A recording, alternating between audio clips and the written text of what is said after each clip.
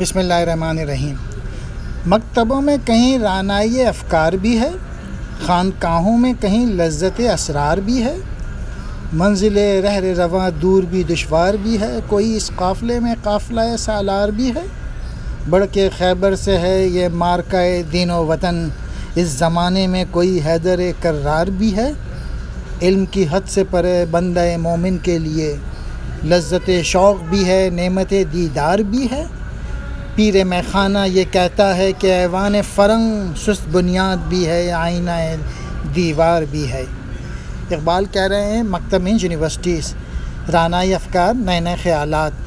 خانقاہ ایسی جگہ جہاں عبادت کرے، لذت اسرار یعنی جہاں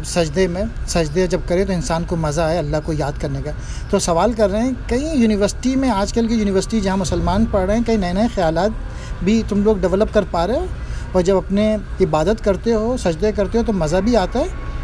اور پھر کہہ رہے ہیں منزل رہ رواں دور بھی دشوار بھی ہے، کوئی اس قافلے میں قافلہ سالار بھی ہے۔ منزل رہ رواں یعنی منزل، دور منزل ابھی دور ہے جہاں پہنچنا ہے اور مشکل بھی ہے، اور کوئی اس قافلے کا لیڈر بھی ہے، یعنی مسلمانوں میں کوئی تم لوگوں کو لیڈر بھی ہے جو کہ آگے تم لوگوں کو دکھا سکے کہ جہاں تم لوگوں کو ڈائریکٹ کر سکے۔ اور بڑھ کے خیبر سے ہے یہ مارکہ دین و وطن، اس زمانے میں کوئی حیدر کرار بھی ہے، کہ آج کل کے جو حالات ہیں اس میں جو مسلمان گھرے میں کوئی لیڈر ہے حضرت علی کی طرح، جو کہ تم لوگوں کو بہادر آدمی کوئی ہے ان کی طرح،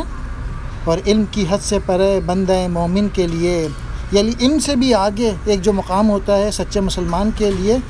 کہ وہ لذت شوق بھی ہے، نعمت دیدار بھی ہے، کہ وہ اللہ کو یاد کرنے کا جو شوق ہوتا ہے، جو مزہ ہوتا ہے، وہ یہ تم میں سے کوئی جس کے اندر یہ موجود ہو۔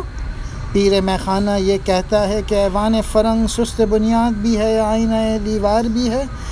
پیر یہاں سے بوڑھا آدمی کو، عقل مند آدمی کو کہتے ہیں، کہ عقل مند آدمی دیکھ کے، یورپ کی تہذیب دیکھ کے یہ کہہ رہا ہے کہ سست بنیاد ہے، ان کی بنیادیں مضبوط نہیں ہیں، اور شیشے کی طرح ان کی دیواریں ہیں، ان کی دیواریں دیکھ کے چکو چوند ہونے کی ضرورت نہیں ہے،